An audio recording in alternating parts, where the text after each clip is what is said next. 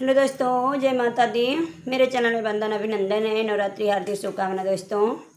मैं बहुत ही प्यारी एक भजन गीत देवी माँ के गाने जा रही हूँ। आप लोगों को कैसा लगेगा कमेंट बॉक्स में ज़रूर बताइएगा दोस्तों, और बीच में मिस मत करिएगा, पूरा सुनिएगा ज़रूर।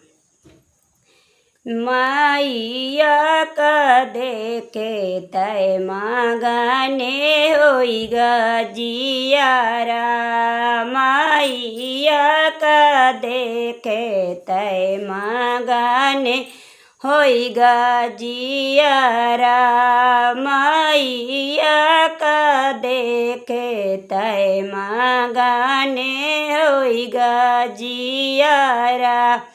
कोहू मांगे सोना माता, कोहू मांगे रूपवा, कोहू मांगे आने धाने, कोहू मांगे रूपेवा, कोहू मांगे माइया के सोलह सिंगारेवा,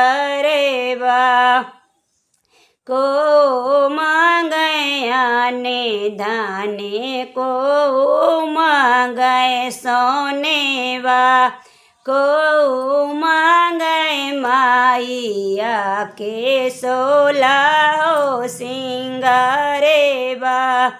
पंडिता मांगे आने धाने, सोना रे रूपेवा, में मांगी माइया के मांगे कैसे दूरेवा।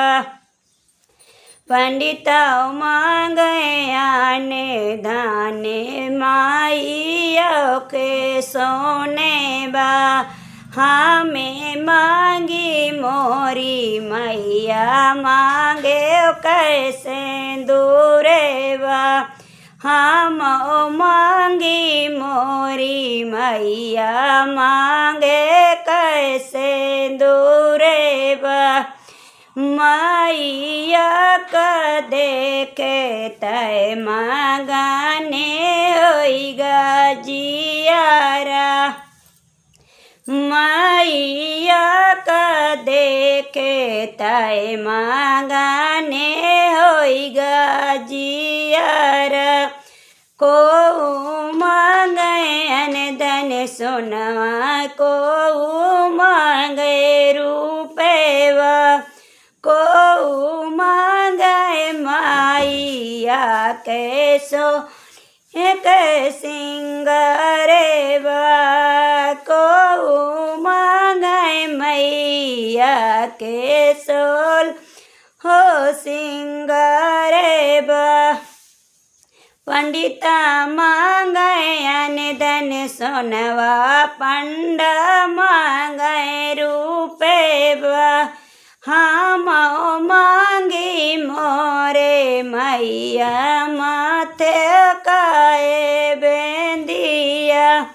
अरे हमें मांगी मोरी मैया माथे काए बेंदिया। मैया काई देखी मांगने भाए जियारा, माई का देखी मांगने भाए जियारा। को मांगे अनधन सोनवा, को मांगे रूपेवा, को मांगे मैया के मोरे सोलह सिंगारेवा। पंडिता मांगे अनधन सोनवा, पंडा मांगे रूपेवा, हमें ता मांगी मोरी मैया हाथ काए चूड़िया।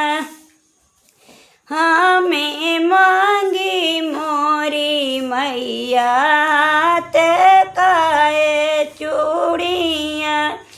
मैया का देखी के मांगने भाए जियारा।